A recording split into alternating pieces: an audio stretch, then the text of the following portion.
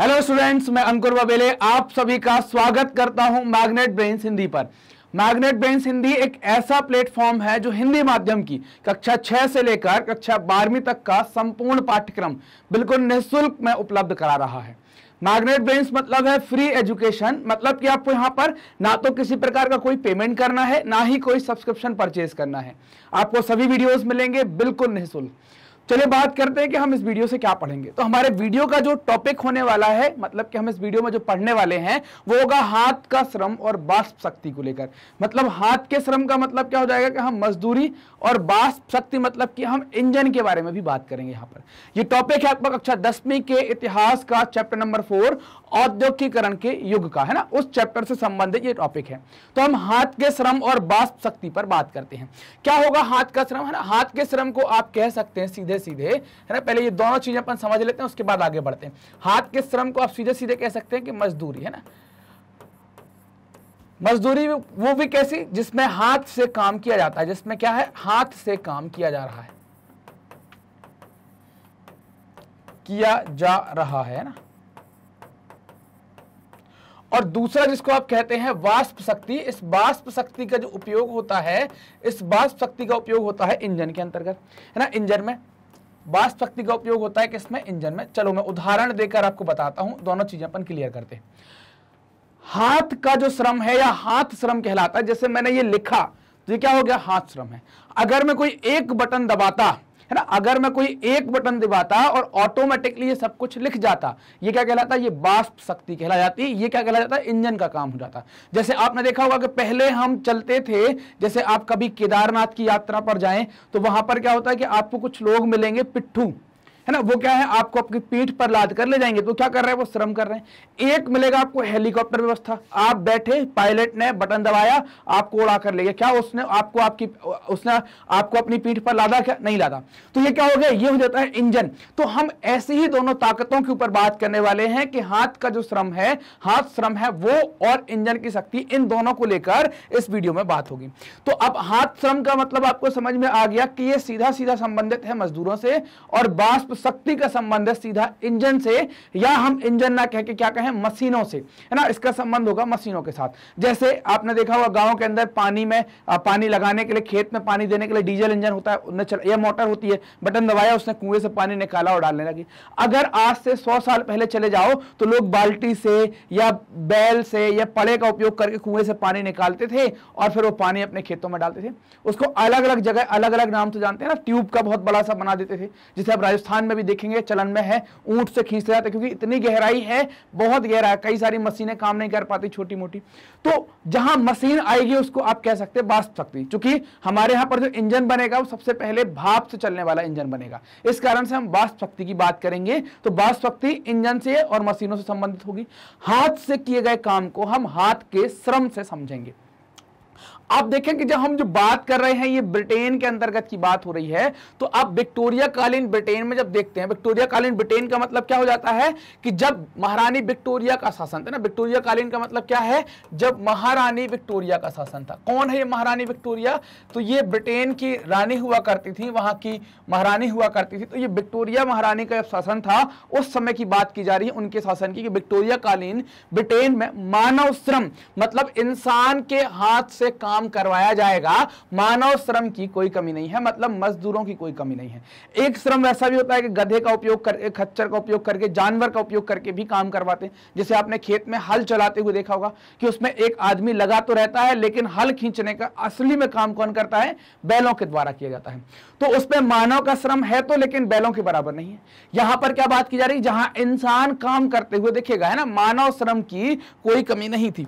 अब मानव श्रम की कमी क्यों नहीं होगी, तो श्रम क्या है, श्रम का मतलब हो गया मजदूर। तो इस मजदूर की कमी क्यों नहीं होगी, कौन करता है मजदूरी। दुनिया में ऐसा कौन सा आदमी है जो ठाट बाट से रहना नहीं चाहता, आराम से रहना नहीं चाहता, ऐसा कौन सा आदमी है। मतलब हर व्यक्ति जो काम कर रहा है वो अपने जीवन में बेहतरी के लिए काम कर रहा है ना।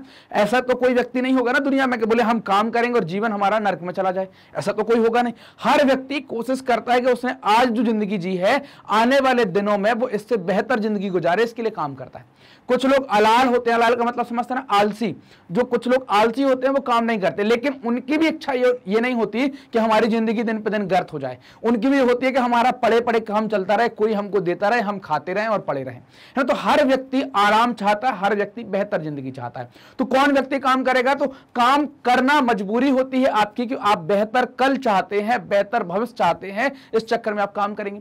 तो अगर हम बात करेंगे गरीब, किसान और जो बेकार लोग हैं, बेकार का मतलब ऐसा नहीं कि जिनका कुछ बनता नहीं है, बेकार का मतलब कि जिनके पास कोई काम नहीं था, मतलब जिनको कोई पूछ नहीं रहा था, ना खेत के अंदर पूछ रहा था, ना जिनको कोई और दूसरा काम, ना दुकानदारी कर पा रहे थे, ना खेत उनके पास थे, ऐसे लोगों को बेकार कहते हैं ना। यहां पर हम अगर बेकार ना कहें और बेकार की जगह अपन लिख दें यहां पर बेगार, है ना, दोनों में फर्क हो जाएगा। बेकार का मतलब होता है व्यर्थ, जिसका कुछ नहीं हो सकता, और एक शब्द जो है अपन ने बार बार बात की है जिसको हम कहते हैं बेगार, इंग्लिश में भी इसको बेगार ही कहेंगे।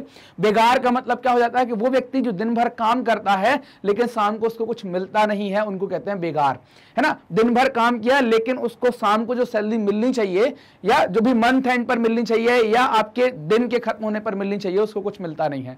तो दिन भर व्यस्त तो रहा, उसने मेहनत भी करी, उसको अपनी मेहनत का मेहनताना मतलब कि दिन भर की कमाई का कोई पैसा नहीं मिला, वो होगा बेगार। तो हम ऐसा कह सकते हैं कि बेगार व्यक्ति जो होगा, है ना, बेगार व्यक्ति जो होगा, और गरीब किसान, ये लोग भी तो चाहेंगे ना कि हमारा कल बेहतर हो जाए, कि नहीं चाहेंगे? ये भी अपने कल को बेहतर करने की कोशिश करेंगे।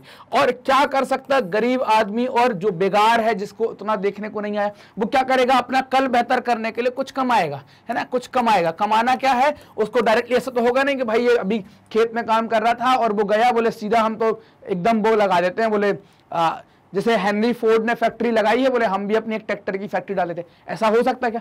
कोई दुनिया में एकाध बिरला होगा कि जो ऐसा कर दे, लेकिन अभी तक तो ऐसा देखने में नहीं आया कि कोई एक पड़ा रहा हो और उसने सीधे कोई ऑटोमोबाइल की बहुत बड़ी फैक्ट्री डाल दी हो। तो हर व्यक्ति अपने जिंदगी को बेहतर करने की कोशिश करेगा। और जो भी गरीब लोग हैं, जो बेकार या बेगार लोग हैं, जिनको काम नहीं मिल पा रहा, वो लोग क्या करेंगे? अपने जीवन को, अपने कल को बेहतर बनाने के लिए कुछ काम तलाशेंगे, काम के माध्यम से कुछ कमाया जाएगा। काम कैसे मिलेगा? काम मिलेगा इनको मजदूरी के संदर्भ में। मजदूरी गांव में मिलती नहीं है इतनी, तो मजदूरी के चक्कर में क्या होगा? मतलब काम, मतलब कुछ कमाना है तो इन्हें काम की जरूरत है, और उस काम की तलाश में लोग कहां जाएंगे? शहरों में जाएंगे। काम की तलाश में शहरों में जाएंगे तो इससे इनको क्या होगा? शहर में आएंगे तो फिर ये मजदूरी करेंगे, मजदूरी करेंगे तो इनको कुछ शाम को डेली कुछ पैसा मिलेगा जो गांव में नहीं मिलता था। हो सकता है कि उस पैसे से अपने बच्चों को पढ़ा लें, हो सकता है कि ये कोई अच्छा खाना पीना खाना स्टार्ट कर दें, तो ये अपने बेहतर कल के लिए, अपने भविष्य के लिए ये लोग बाहर आएंगे। तो ऐसे लोग जो थे, जो गरीब लोग हैं, बेकार या बेगार लोग हैं, इनकी संख्या बहुत थी, है ना, इनकी संख्या बहुत थी, और ये बहुत ज्यादा संख्या में शहरों की तरफ जाने लगे ताकि इनको काम मिलने लगे तो ये अपने बेहतर भविष्य के बारे में चर्चा करने लगे। जब श्रमिक ज्यादा हो जाएंगे, मतलब बहुतायत का मतलब क्या हो गया? इनकी संख्या ज्यादा हो गई। ऊपर की तरफ तीर का मतलब आप ये समझेंगे कि संख्या बढ़ रही है। जब श्रमिकों की संख्या ज्यादा हो जाएगी, मतलब एक ही काम करने वाले, जैसे मान लीजिए कि आप ही हैं, आप कोई चौक पर गए हैं यहां से मजदूर लेने के लिए, ये 10 मजदूर मान लीजिए खड़े हैं यहां पर ना, ये 10 मजदूर खड़े हैं, और आप गए हैं यहां पर, ये जा रहे हैं, आप ऐसे कुछ आप गए और आपने बोला कि भैया काम करवाना है, दिन भर का काम है, कितना पैसा लोगे? तो उनने बोला कि भैया दिन भर का काम है, 300 रुपए देंगे। अब 10 लोग हैं जिनके पास काम नहीं है, और ये आखिरी काम है। ऐसा मान लो कि अगर आज उनने ये कुछ काम नहीं पकड़ा तो हो सकता है कि वो क्या हो, आज का काम ना मिले, कल जाना पड़े। तो इनमें से कोई एक बोल पड़ेगा कि आप 280 दे दो, हम काम कर देंगे। तब तक इसको भी लगा कि यार ये तो 280 में काम कर लेगा, हमारा नहीं हो पा रहा, तो बोला अगर आप 250 भी दे देंगे तो काम हो जाएगा, है ना। तो ये 250 पर भी तैयार हो जाएगा कि आप 250 भी दे देंगे तो हमारा काम हो जाएगा। मतलब क्या हो गया? यहां पर क्या गिर रहा है? आपको समझ में आ रहा? दैनिक वेतन गिर रहा है। तो हम क्या कह सकते हैं कि जब श्रमिक ज्यादा हो जाएंगे, है ना, श्रमिकों की संख्या बढ़ जाएगी तो वेतन क्या होगा? वेतन गिरना स्टार्ट हो जाएगा। तो यही यहां बताया गया है कि जैसे ही श्रमिक बढ़ेंगे, श्रमिकों के बढ़ने के साथ क्या होगा? आपकी वेतन की संख्या गिरना स्टार्ट हो जाएगी। समझ में आई ये बात कि वेतन की संख्या क्या हो जाएगी? कम होना स्टार्ट हो जाएगी। क्यों हो रही है? क्योंकि एक ही काम को करने वाले कई सारे लोग मौजूद हैं, और मौजूद है तो इस पर मोल भाव हो रहा है, और इस कारण से वेतन गिर जाता है। जो ये काम करवा रहे लोग थे, वो काम करवा रहे लोग कौन थे? वो थे उद्योगपति, है ना। काम करवा रहे लोग कौन थे? वो थे क्या? आपके व्यापारी लोग, है ना। क्या थे? व्यापारी लोग, या हम कहते हैं कि उद्योगपति लोग। क्या थे? उद्योगपति। तो जब इनने देखा इनके पास इनकी फैक्ट्री लगी हुई थी, तो ऐसे लोगों के पास जब काम करवाना था, है ना, काम करवाना था, तो श्रम पर्याप्त मात्रा में उपलब्ध था, है ना, श्रम पर्याप्त मात्रा में उपलब्ध था, साथ ही साथ श्रम सस्ता भी उपलब्ध था, मतलब इसकी संख्या भी पर्याप्त थी, है ना, संख्या भी पर्याप्त थी, और आपको पैसा भी ज्यादा नहीं देना है, पैसा भी आपको कम देना है। जब ये दोनों चीजें उपलब्ध हैं कि भाई ये दोनों चीजें उपलब्ध हैं, तो कोई परेशानी आएगी? कोई परेशानी नहीं आएगी। तो श्रमिकों की कमी संबंधी कोई परेशानी इनको कभी नहीं आई, और उनको बहुत वेतन देना पड़े, मतलब श्रमिक ज्यादा लगा लें हम और उनको ज्यादा मात्रा में वेतन देना पड़े, ऐसी भी कोई समस्या नहीं आएगी, मतलब ऐसी भी आपको कोई भारी लागत की परेशानी उठानी नहीं पड़ेगी। तो श्रम की कमी और वेतन में पैसा खर्च होने संबंधी किसी प्रकार की कोई आपको परेशानी यहां पर आने वाली नहीं थी। जब कोई परेशानी नहीं आएगी तो आप मशीनें क्यों लगाएंगे? मान लीजिए कि आप मान लीजिए कि आप शर्ट बनाते हैं ना, आप मान लीजिए शर्ट बनाते हैं और आपने 10 मजदूर लगा कर रखे हैं ना, 10 मजदूर लगा कर रखे हैं, और ये 10 मजदूर क्या करते हैं, दिन भर में 10-10 शर्ट तैयार कर देते हैं, मतलब 100 शर्ट आपकी तैयार हो जाती है ना, 100 शर्ट आपकी तैयार हो जाती है। और 100 शर्ट आपकी तैयार हो जाने के बाद इन मजदूरों को आप देते हैं कितना, 100 रुपए पर डे, या मान लीजिए 50 रुपए पर डे, ऐसा कम काम है तो 10 है तो कितना दिया, 500 दिया, और आपका काम चल रहा है, क्योंकि कोई दिक्कत नहीं है, 40 पे भी आपको मिल सकता है। लेकिन उन्होंने बोला कि नहीं मशीन लगा लो, बोले मशीन कितने की आना, 10 लाख की मशीन आएगी, 10 लाख की मशीन आएगी, और ये मशीन आप लगा लो, बहुत बढ़िया है। लगाएंगे क्या? क्यों लगाएंगे भाई? जब हमारा 500 रुपए पर डे में काम हो रहा है, मशीन लगाएंगे? नहीं लगाएंगे। वैसा ही काम जब हम 500 रुपए पर डे में कर रहे हैं तो हम 10 लाख का इन्वेस्टमेंट क्यों करेंगे? हम नहीं करेंगे। इसी कारण से व्यापारियों ने क्या कर दिया, मशीनों में कोई दिलचस्पी नहीं दिखाई, उनकी कोई दिलचस्पी नहीं थी। मशीनों में दिलचस्पी का कारण हमने पीछे बात करी थी कि मशीनों का महंगा होना, उनका रख रखाव महंगा होना, और उनके लिए जो दावे किए जा रहे थे कि ये बहुत अच्छी हैं, उतनी खरी वो ना उतरना। इस कारण से जो ये व्यापारी लोग हैं, इनने क्या किया, इसमें दिलचस्पी नहीं दिखाई। और इससे दिलचस्पी ना दिखाने का कारण एक और है कि व्यापारियों का मशीनों में दिलचस्पी ना होने के पीछे एक कारण और है। कारण क्या है कि उद्योग जो है, कई सारे उद्योग मौसमी उद्योग है। मौसमी उद्योग का मतलब समझ में आता है, मौसम के आधार पर चलने वाले, है ना, मौसमी उद्योग हैं। जब मौसमी उद्योग होंगे तो श्रम भी कैसा हो जाएगा, श्रम भी कैसा हो जाएगा, मौसमी हो जाएगा। मौसमी का मतलब क्या हो गया, श्रम मौसमी होगा। इसका मतलब क्या है, कभी जरूरत होगी और कभी नहीं होगी, कभी जरूरत होगी और कभी नहीं होगी। मतलब आपको कई बार फालतू बैठना भी पड़ेगा, वो बोलेगा हफ्ते में 3 दिन आ जाओ, 2 दिन आराम करो, आपको एक एक्स्ट्रा छुट्टी वो देना स्टार्ट करेगा, और आपकी सैलरी डेली बेसिस पर, मतलब काम भी कर रहे हैं, काम भी नहीं होगा। जैसे आप देखें शक्कर की जो या चीनी की जो फैक्ट्रियां हैं, जब गन्ने की आवक ज्यादा होती है, मतलब गन्ने की फसल जब आती है, उस टाइम पर शुगर ज्यादा बनती है, तो वहां पर लोग ज्यादा होंगे। लेकिन जब बरसात का या ऐसा कोई सीजन आता है जब गन्ना नहीं आता, तो फैक्ट्री बंद करनी पड़ती है, लोगों को अपने घर में बैठना पड़ता है। तो ये क्या हो गया, यहां पर जो उद्योग हो गया ये मौसमी उद्योग हो गया, और मजदूरी भी कैसी हो गई, मौसमी मजदूरी हो जाती है। चलिए समझते हैं कि वहां पर ब्रिटेन में कैसी मौसमी मजदूरी थी।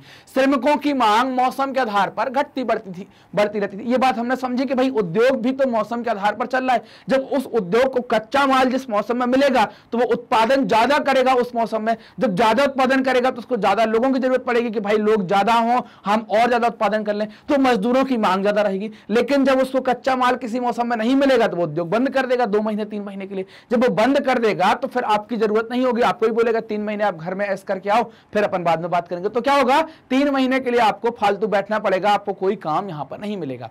जैसे हम उदाहरण के तौर पर देखें यहां पर कि ठंड के दिनों में, है ना, ठंड के दिनों में जाड़े जो कहलाते हैं, जाड़ों के दौरान, जाड़ा कहलाता है ठंड के, है ना, ठंड का समय, है ना, ठंड का समय कहलाता है जाड़ा, जानते भी होंगे बहुत सारे लोग। तो जाड़े के दिनों में या ठंड के समय में या विंटर सीजन में गैस घरों में और शराब खानों में, है ना, गैस घरों में और शराब खानों के दौरान काम रहता था। क्यों? क्योंकि ठंड में लोग ज्यादा शराब भी पीते थे, वहां पर बहुत ठंड होती है, इस कारण से शराब भी पीते थे, और आग तापेंगे, खाना बनेगा, तो गैस घरों में और शराब खानों में ज्यादा काम रहता था। ज्यादा काम रहेगा तो मजदूरी ज्यादा होगी, मजदूरों की ज्यादा जरूरत पड़ेगी, तो इस कारण से क्या हो गया, मजदूरों की भी ज्यादा जरूरत पड़ती थी। उसी जाड़ों में, मतलब दिसंबर के पहले तक, क्रिसमस के समय तक आपको कई सारी बुकों को बाइंड करना है। तो बुक बाइंडरों को और प्रिंट, चूंकि अब जब आप बुक बाइंड करेंगे तो उसका प्रिंट भी निकालना पड़ेगा, तभी तो बाइंड करेंगे, कोरे पन्ने तो बाइंड करके बेच नहीं देंगे, तो प्रिंट भी निकालना। तो प्रिंटरों को और बुक बाइंडरों को, जो प्रिंट करने वाले हैं उनको और बुक बनाने वाले उनको भी बहुत, चूंकि क्रिसमस पर आएगा त्योहार उनका, तो फिर वो किताबें बांटेंगे, अलग अलग चीजें चलेंगी, उस दौरान उनको कई सारे मजदूरों की जरूरत पड़ेगी ये काम करने के लिए। तो यहां यहां पर भी क्या होगा, ज्यादा मजदूरों की जरूरत पड़ेगी, ज्यादा मजदूर यहां पर भी आवश्यक होंगे, ये लोग भी इनको ज्यादा बुलाएंगे। अब ठंड के समय में ही जहाज की मरम्मत होती है और उसकी साफ सफाई और सजावट का काम होता है। ठंड के समय में क्यों करते हैं, क्योंकि आप देखें ज्यादा ठंड पड़ेगी तो क्या होगा, वहां के तट जम जाएंगे, कई सारी जगह के तट जमेंगे तो जहाज आ जा नहीं पाएगा, उसको काम तो मिल नहीं रहा होगा। जब उसको काम कम मिलेगा तो उस 2 महीने में क्या करेगा, वो मरम्मत करेगा ताकि अगले साल अगले जो 8-10 महीने आने हैं हमारा व्यापार अच्छे से चले। तो उस दौरान क्या होगा, सभी जहाज खड़े होंगे तो उनकी मरम्मत का काम, उनकी साफ सफाई का काम, उनकी सजावट का काम भी जाड़ों में ही होता है। तो ये कौन करेगा, इसमें भी लोग ज्यादा लगेंगे, ज्यादा लोग लगेंगे तो ज्यादा मजदूर, मतलब ज्यादा मजदूरों की जरूरत होगी। तो ये ज्यादा मजदूरों की जरूरत आपको समझ में आई कि ये कैसे उद्योग हो गए, जब जहां पर जरूरत ज्यादा हो रही है, ज्यादा काम करवाना पड़ रहा है, मतलब उत्पादन या सेवा ज्यादा देनी पड़ रही है, तो ज्यादा लोग की जरूरत है, तो उस दौरान लोगों को ज्यादा नौकरी मिल जाएगी। लेकिन जब ये काम खत्म हो जाएगा तो फिर लोगों को नौकरी से मना कर दिया जाएगा कि आप अपने घर में जाएं और अपना देखें अपने हिसाब से। जिन उद्योगों में मौसम के साथ उत्पादन घटता बढ़ता रहता था, वहां उद्योगपति मशीनों की बजाय मजदूरों से ही काम लेंगे। आप बताइए ना कि आपका उद्योग जो है वो साल के 6 महीने चलता है, 6 महीने नहीं चलता, तो आप क्यों पैसा लगाएंगे, नहीं लगाएंगे ना। तो इसी कारण से जो व्यापारी हैं या जो उद्योगपति है वो मशीनों की बजाय मजदूरों से ही काम करवाते। ये आप देख पा रहे होंगे, है ना। ये क्या है, सब आप देख, ये सारी मरम्मत का काम, ये बैलगाड़ी आप देख रहे हैं, तो ये ऐसे काम ये चलते रहते हैं, सारा कुछ यहाँ पर होता रहता है। बहुत सारे उत्पाद जो होते हैं, कई सारे प्रोडक्ट जो होते हैं, वो केवल हाथ से तैयार किए जा सकते हैं। जैसे उदाहरण के तौर पर आप देखेंगे कि अगर मैंने आपको एक बार फुल्की वाले का भी उदाहरण दिया था, पानी बतासे वाले का भी, अगर मैं बात करूं कि कई सारा, जैसे आपका कैसे उत्पाद की बात, जैसे मेकअप की बात कर लो, मेकअप तो सब लोग समझते होंगे ना, मेकअप कंप्यूटर से हो सकता है कि बैठा दिया और बोले कर दे। जनरली दुनिया भर में सामान्यतः 70-80% लोग मेकअप किससे करवाते हैं, हाथ से करवाते हैं। वैसे ही आप देखें कि कई सारे और ऐसी चीजें कि वो किससे होंगी, आपकी वो हाथ से ही करनी पड़ेंगी। और हाथ से आप देखेंगे जो बारीक डिजाइन है ना, बारीक डिजाइन की जो बात की जाए, मतलब जिस पर बहुत महीन काम किया जाता है और खास आकार आपको देना है, वो भी कैसा होगा, हाथ से ही होगा। ये चीजें सिर्फ हाथ से बना सकते। जैसे आप घड़ा देखें, घड़ा उन्होंने बना दिया, फिर उस पर वो डिजाइन कर देते, बारीक बारीक, मशीन से नहीं हो पाएगी। कैसे होगी, हाथ से ही होगी। आपने आपकी गुल्लक देखी होगी जिसमें आप पैसा डालते हैं, वो गुल्लक भी कैसे होगी, मशीन से नहीं बन पाएगी, हाथ से ही बनानी पड़ेगी। तो कई सारे काम ऐसे हैं जो मशीन से नहीं हो सकते, जिनमें ज्यादा बारीक काम करना पड़ेगा, ज्यादा फिनिशिंग देनी पड़ेगी, वो सब कैसे होंगे, उन्हें हाथ से ही बनाया जाएगा। मशीनों से क्या होगा, मशीनों से एक जैसे उत्पाद जो पहले से तय कर दिए गए हैं, एक जैसे तय किस्म के उत्पाद ही बड़ी संख्या में बनाए जाते हैं। जैसे कि उदाहरण के तौर पर देखेंगे, ये प्लास्टिक का मग है ना, ये प्लास्टिक का मग आपने देखा होगा, सबके घर में ऐसा रहता है, ऐसा हत्ता लगा रहता है इसमें, है ना। ये प्लास्टिक का मग है, तो ये प्लास्टिक का मग एक सा ही बनना है तो मशीन से ज्यादा बार बन जाएगा। लेकिन घड़ा कभी छोटा कभी बड़ा, उसमें डिजाइन निकालना है, उसका मुंह पतला करना है, मोटा करना है ना, कैसे बनाना है, तो वो आप मशीन से नहीं बना पाएंगे।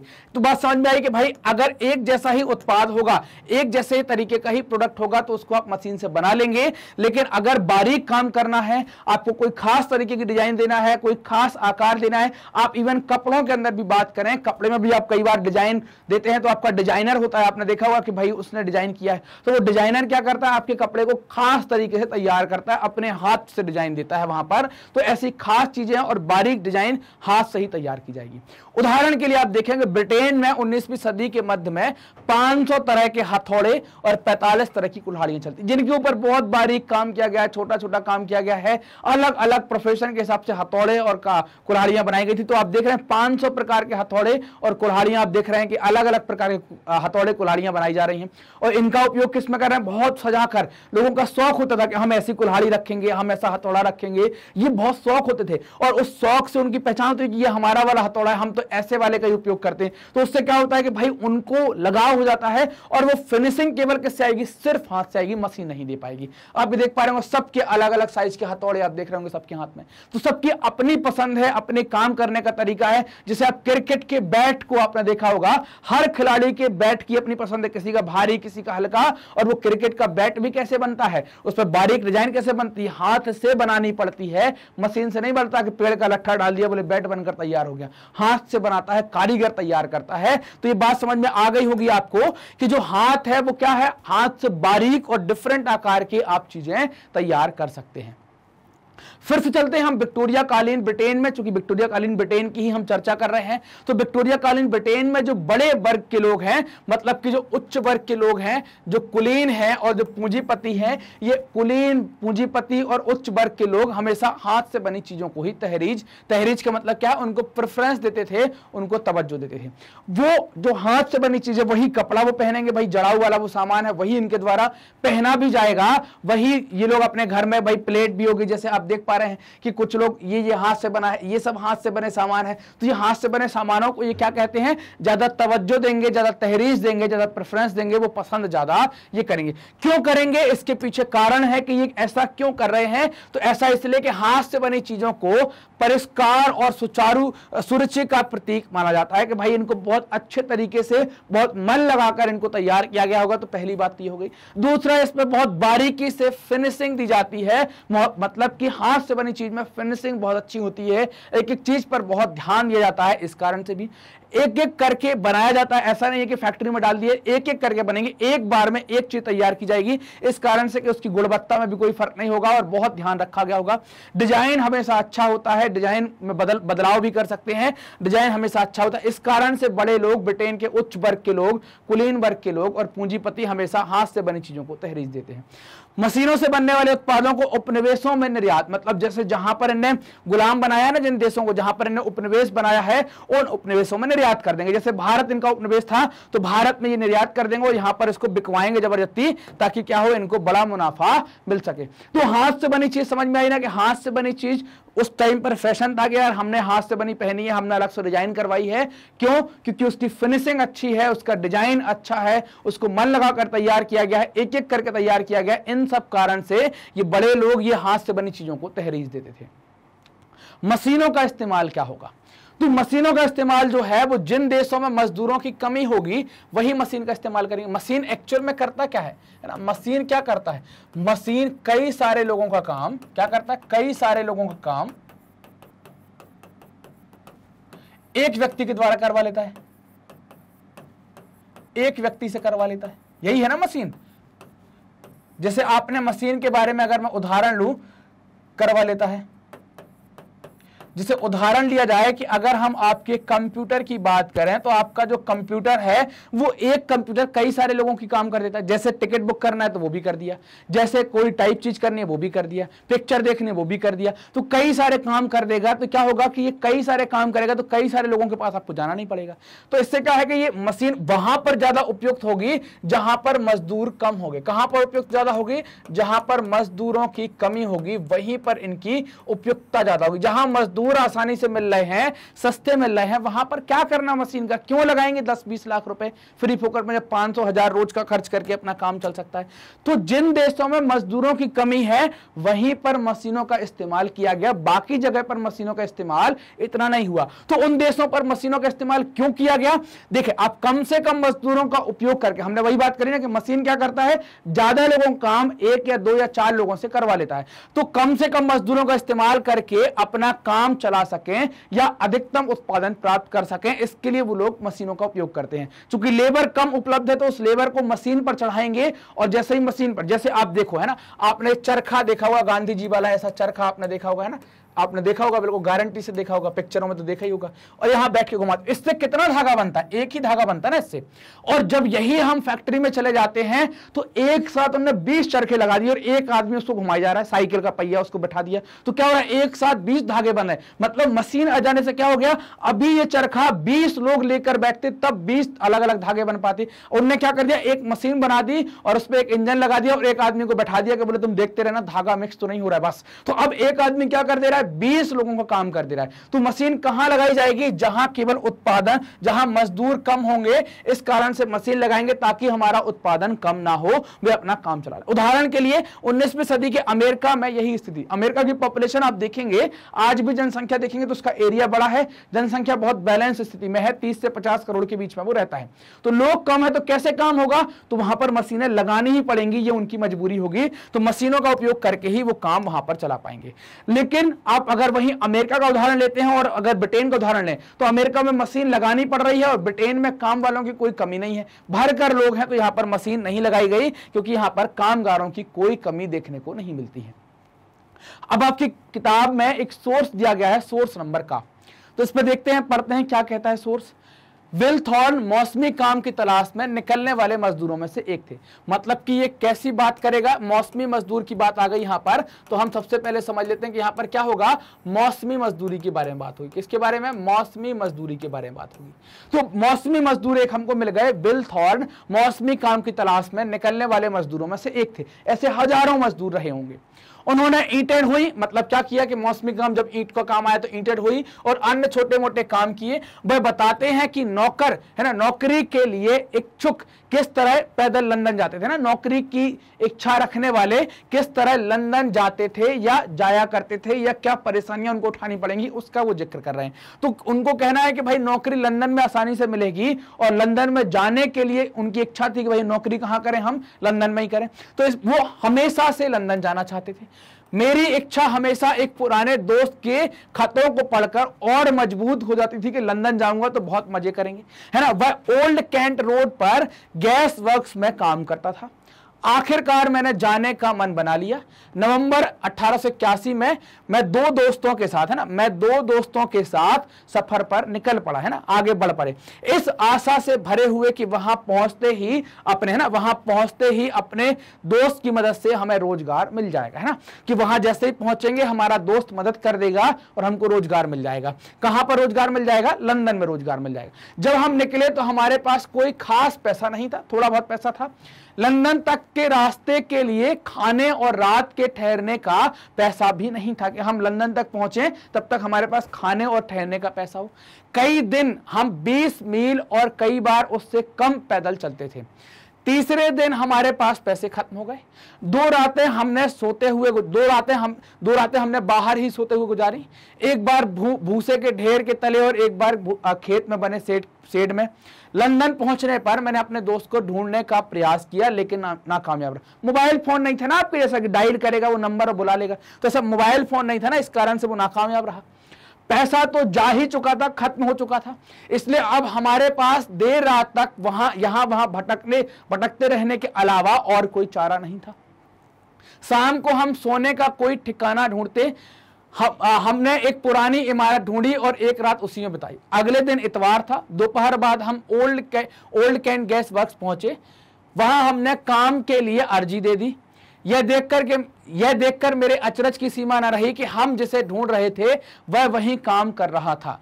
उसने फोरमैन से बात की और मुझे नौकरी पर रख लिया गया। मतलब इस पैराग्राफ से क्या बात समझ में आई, इस पैराग्राफ से बात समझ में आई कि आपकी अगर पहचान का व्यक्ति है, जिसे अगर हम स्टार्टिंग में बात करें तो विल थॉर्न निकले और निकल कर गए क्योंकि दोस्त होगा, और जब वहां पहुंचे तो अब दोस्त मिला नहीं। लेकिन जैसे ही यहां पर दोस्त मिल गया और दोस्त मिलता है और उसने बोला कि यार ये हमारा दोस्त है, इसको काम पर रख लो, तो उसको क्या किया गया, तुरंत वहां पर काम पर रख लिया गया। तो ये हमारा यहां पर ये टॉपिक हमारा हो जाता है कंप्लीट कि हमने हाथ के श्रम और वाष्प शक्ति के ऊपर बात की। यहां पर क्लियर बात कि हाथ के श्रम की आवश्यकता कहां होगी और वाष्प शक्ति की आवश्यकता कहां होगी। मैग्नेट ब्रेन्स ने आपकी सुविधा के लिए अपनी एक वेबसाइट बनाई है magnetbrains.com। जैसे ही आप सर्च बार में टाइप करेंगे magnetbrains.com तो आप हमारी वेबसाइट पर पहुंच जाएंगे। वेबसाइट पर पहुंचते आपको कोर्सेज का ऑप्शन आएगा। आप कोई भी एक कोर्स चुन सकते हैं, जिस भी कोर्स को आप देखना चाहते हैं। जैसे मानता हूं कि आपने हिंदी मीडियम सेलेक्ट किया।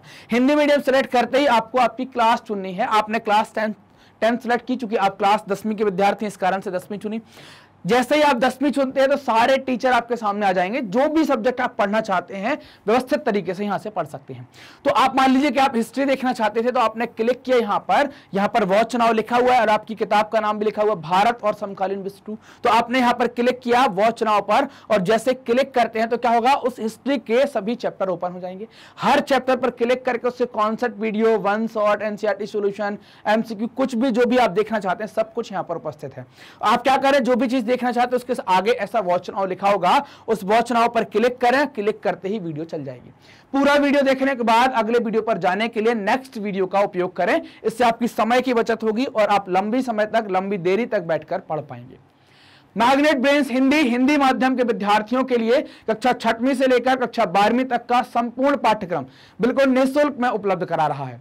ये वीडियो प्राप्त करने के लिए आपको करना क्या है, आप मैग्नेट ब्रेन्स हिंदी को सब्सक्राइब करें, जो भी वीडियोस आते हैं उनको लाइक करें, अपने दोस्तों में शेयर करें और कमेंट कर हमें भी बताएं कि वीडियोस कैसे लग रहे हैं। धन्यवाद।